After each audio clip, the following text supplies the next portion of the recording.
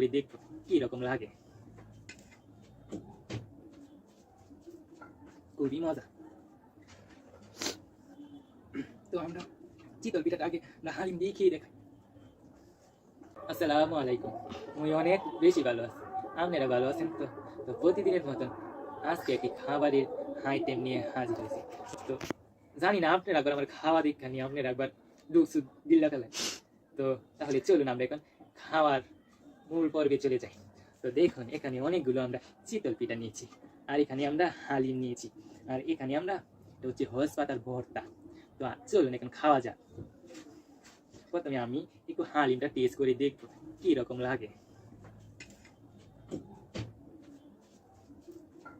খুবই মজা। তো আমরা চিতল পিঠাটা আগে হালিম দিয়ে খেয়ে দেখাই। খুবই মজা।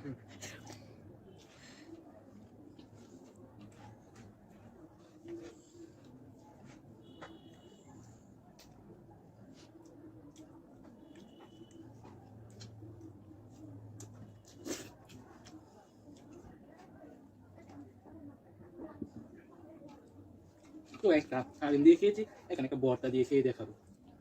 তো একটা হালিম দিয়ে খেয়েছি, আর এখন একটা একটু ভর্তা দিয়ে টেস্ট করে দেখবো।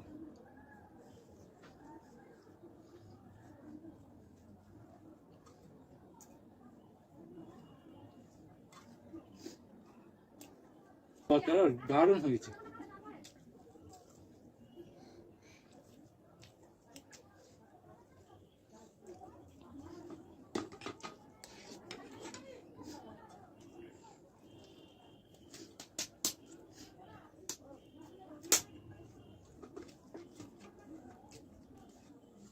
হালিম দিয়ে চিতল পিঠা খাওয়ার স্বাদটাই তো আলাদা। লগে যদি একটি কাঁচা মাছ হইতো কি যে মজা লাগতো।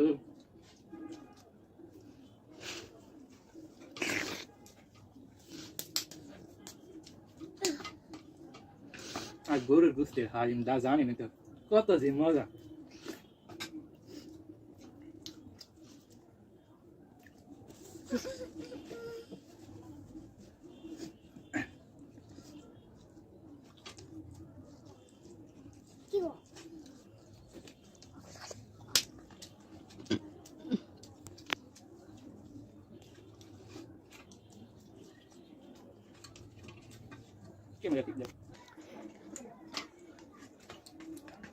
দেখতে দেখতে পায় আমার খাওয়া কিন্তু শেষের দিকে। আপনারা কিন্তু বলবেন কি কি আমাকে খেতে হবে, কমেন্টে কিন্তু বলতে হবে। না বললে বুঝবেন কেমনি আমি কি কি খাইতে পারি আর না পারি।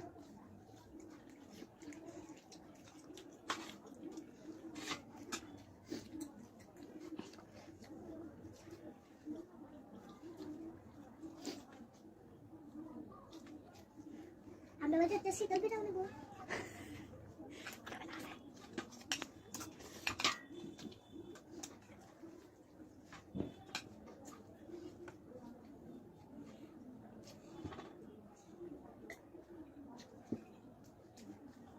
তো আমার খাবার দাবার তো সবই খাওয়া শেষ হয়ে গেছে।